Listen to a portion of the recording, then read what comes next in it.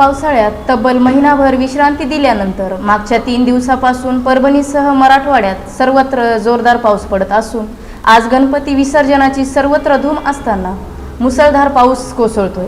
त्यामुळे मोठ्या प्रमाणावर कोमेजलेल्या पिकांना जाता जाता बापाने जीवनदान दिले, तर अनेक दिवसानंतर जोरदार पडणाऱ्या पावसामुळे नदी नाले ओसांडून वाहत आहेत। परभणीसह जिल्ह्यात सर्वत्र जोरदार पाऊस पडतोय, मात्र जिंतूर तालुका अद्याप कोरडाच आहे।